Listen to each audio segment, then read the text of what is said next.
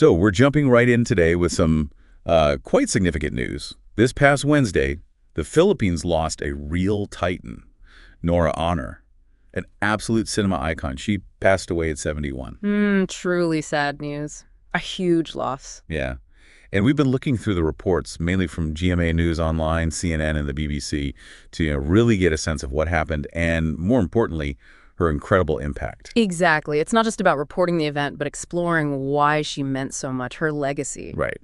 So let's start with the immediate details surrounding her passing. What are the sources saying? Okay, so her son, Ian de Leon, he spoke about it. It was in an interview on 24 Horas, which GMA News Online covered. Okay. He stated the cause of death was acute respiratory failure. The initial reports didn't have a ton of specifics right away, which is understandable. Sure, yeah. But his statement brought that key information out. And I think there was maybe some initial confusion about the circumstances. Did he address that? Yes, he did. GMA also reported on a press conference he held, I believe it was Thursday. He made it clear that she didn't pass away during an operation. Right. It was apparently after a procedure, she experienced breathing difficulties. So that clarification helps paint a clearer picture, Definitely. Okay, what about the arrangements for people to pay respects, the funeral plans? Right. Well, all the sources we looked at, GMA, CNN, BBC, they all confirm the wake is being held. It's at Heritage Park in Taguig. Heritage Park, great. And GMA News specifically mentioned the public viewing times. That's going to be this Saturday and Sunday. Good. So the public gets a chance to say goodbye. Exactly. And then her interments, that's scheduled for Tuesday, April 22nd. Okay. And this really underscores her status. Both GMA and CNN made a point of mentioning state necrological services will be part of it. Wow, state services. Yeah. Ian de Leon also mentioned, I think in that same 24 Horas interview, that the family is just waiting on the official word from the local government about the specific details for the state funeral part. That really tells you something about her place in the country, doesn't it?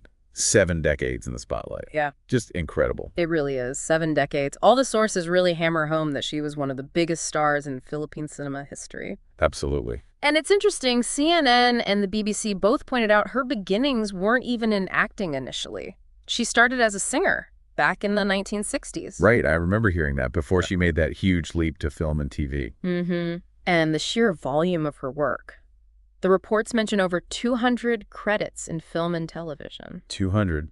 It's hard to even process that number. It really is. It just speaks to her incredible work ethic and, her staying power over such a long time. So thinking about those 200 credits, any specific films that consistently come up in the reports? Oh, definitely. Several key ones. Tatlong Tong Walang Dios from 76 is mentioned often, a classic. Yeah, a benchmark film. And Bulaklak's A City Jail from 1984. Also, CNN and BBC specifically highlighted the Floor Contemplation story from 1995. Ah, yes. That one was huge. It touched on such a raw nerve, didn't it? That whole issue with overseas workers. Absolutely. It tackled a really sensitive international situation head on and really resonated, sparked a lot of national conversation. Hugely impactful. And wasn't there another one? Andrea, Paano ba ang maging isang ina? Yeah. From 1990. She won a lot for that. Yes. CNN points that out. She apparently swept pretty much all the Best Actress awards in the Philippines for that role. Just shows the power of that performance. Incredible. And even more recently, she didn't just rest on her laurels. Thy Womb in 2012, that brought international recognition too. CNN notes she won Best Actress at the Asian Film Awards for it. So she was working right up until relatively recently then. Oh, absolutely. Both CNN and the BBC mention recent projects, a 2024 film called Mananambal, and also a TV series, Lilit Matthias, Attorney at Law, also this year. Wow. The BBC even mentioned she filmed a cameo for the musical Isang Himala. So yeah, still very much engaged with her art form. Which I suppose leads us nicely to the ultimate recognition she received, National Artist. Exactly. In 2022, named National Artist for Film and Broadcast Arts. All 3 sources stress this is the Philippines' highest honor for artists. A massive achievement. Huge. But there was some controversy around that earlier, wasn't there? The reports touched on that too. Yes, they did. Both CNN and the BBC bring up the fact that she was initially denied the honor back in 2014. Right, under President Aquino. That caused quite a stir at the time. It really did. The reports state the reason given then was a previous drug arrest, and this is where the context is useful. All right. CNN and BBC both mentioned the 2005 arrest in Los Angeles. It involved a pipe found in a bag. They also note her lawyer said she hadn't actually packed the bag herself. She was traveling with assistants. Right. And crucially, those charges were dropped in 2007 after she completed a diversion program.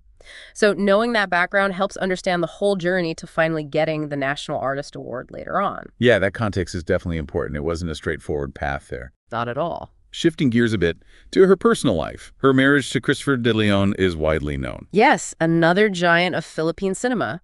All the sources mention their marriage from 1975 to 1996. And as CNN details, they had 5 children: Lot, Ian, Matet, Kiko, and Kenneth de Leon. And we've seen some really touching tributes from her children recently. Oh, absolutely. Really heartfelt.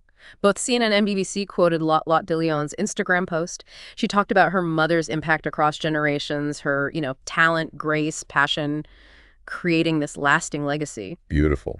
And GMA also mentioned just the general outpouring online, lots of celebrities and industry figures sharing memories and honoring her. And Ian de Leon, her son, also shared some powerful words, didn't he? Yes, BBC included a quote from his Facebook post. He described his mother as this source of unconditional love, the heart of our family. He mentioned her kindness, wisdom, her, quote, beautiful spirit. Wow.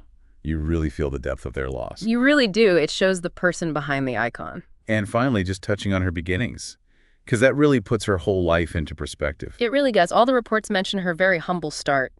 CNN and the BBC detail, she was born Nora Cabaltura Villamere into poverty in eastern Cameroon Sur province. Right. And CNN adds this really striking detail that as a young girl, she actually sold water at a train station to help her family. Selling water at a train station, that's quite an image. Isn't it? It just speaks volumes about her resilience, the journey she took from those beginnings to becoming, well, a national artist. So pulling it all together, what we see is this multifaceted career singer, acclaimed actor, winning countless awards, reaching the absolute pinnacle of artistic recognition in her country. An incredible trajectory. And we have a clearer picture now of her passing, the plans for the farewell, including those significant state honors. It's a story of immense talent, absolutely, but also just sheer perseverance against pretty considerable odds, rising to become this beloved national figure. Yeah, truly legendary. And it does make you wonder, doesn't it? What was it about her, specifically, her journey, her performances? What aspects truly connected so deeply with the Filipino people to make her the icon she became? That's a great question, something to really think about. What made her legacy so unique and so enduring?